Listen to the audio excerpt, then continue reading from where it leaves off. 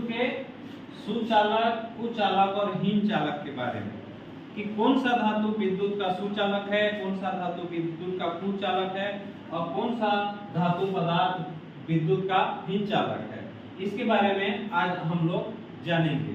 एक बैटरी लेते हैं, बैटरी लेकर उसको तार से जोड़ते हैं एक बल्ब को इस प्रकार से हम लोग एक डायग्राम बनाते हैं और यहाँ पर हम लोग क्या करते हैं, दोनों छोर को क्या करते हैं, अलग किए रखते हैं।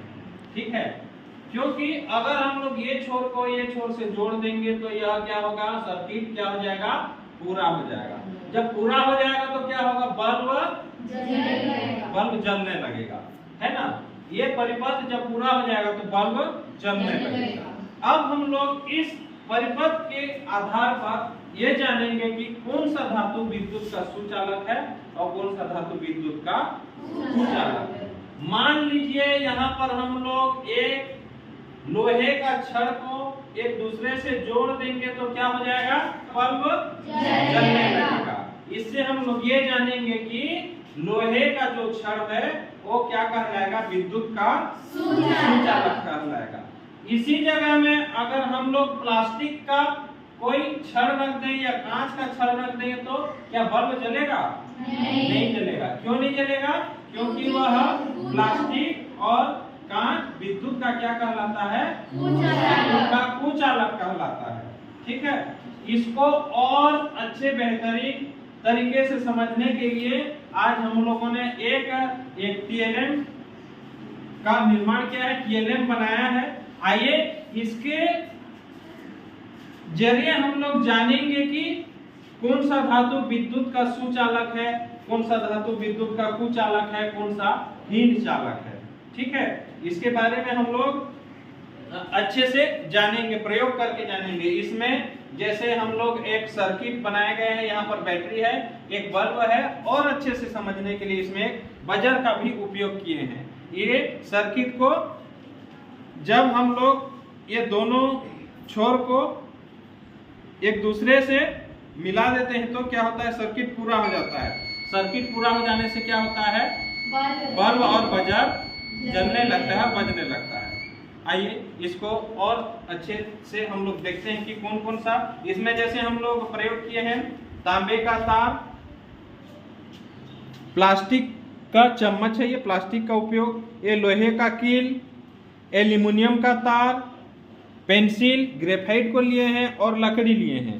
और अधिक जानने के लिए हम लोग लिए हैं एक ये नमक का घोल और ये शुद्ध पानी, ये नल का पानी है।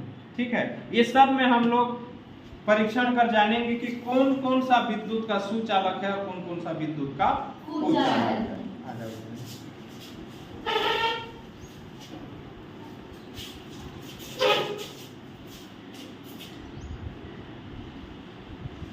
ठीक है, ये तांबे का तार। ठीक है, तांबे का तार को दोनों छोर को हम लोग इसे स्पर्श करेंगे तो ये बल्ब जलने लगा, बजने लगा तो ये क्या कहलाएगा, विद्युत का सुचालक। अब प्लास्टिक में देखते हैं, प्लास्टिक में इसमें किसी प्रकार की प्रतिक्रिया नहीं हुई, ना बल्ब जला ना बजर का साउंड आया, तो ये क्या कहलाएगा, विद्युत का कुचालक। अब देखेंगे लोहे का कील, ये विद्युत का सुचालक होता है कि कुचालक होता है, इसको देखते हैं। ये भी क्या कहलाएगा, विद्युत का सुचालक कहलाएगा। अब एल्युमिनियम का तार, एल्युमिनियम धातु एल्युमिनियम को हम लोग देखेंगे और जानेंगे कि ये विद्युत का सुचालक है कि कुचालक है। ये भी क्या कहलाएगा, विद्युत का सुचालक। अब हम लोग जानेंगे, आप लोग जो लिखते हैं पेंसिल है ना, उसको उसका जो अंदर का लीड रहता है वो किसका बना रहता है, ग्रेफाइट का। तो ग्रेफाइट को हम लोग जानेंगे कि ये विद्युत का सुचालक है या कुचालक है। ठीक है,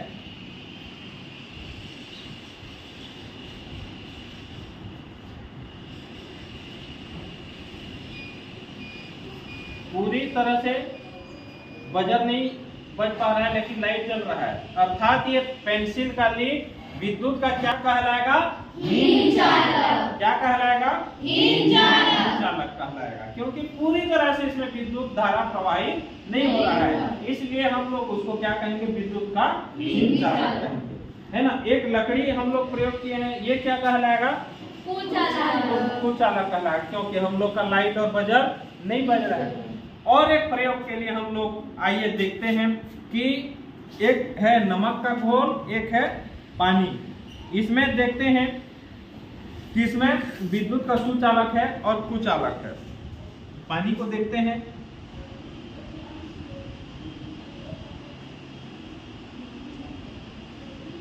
ये क्या कहलाएगा? हीन चालक कहलाएगा, है ना, क्योंकि यह हमारे नल का पानी है ना, एकदम शुद्ध जल नहीं है, इसीलिए ये क्या कौन सा क्या कहलाएगा? विद्युत का हीन चालक। और नमक का घोल है ना, इसमें नमक घुला हुआ है, तो इसमें हम लोग देखेंगे ये क्या कहलाएगा, देखते हैं। नमक का घोल क्या कहलाएगा? विद्युत का सुचालक कहलाएगा। ठीक है, इसके माध्यम से आप लोगों को समझ में आया कि कौन सा धातु विद्युत का सुचालक है, कौन सा कुचालक है। ठीक है, थैंक यू।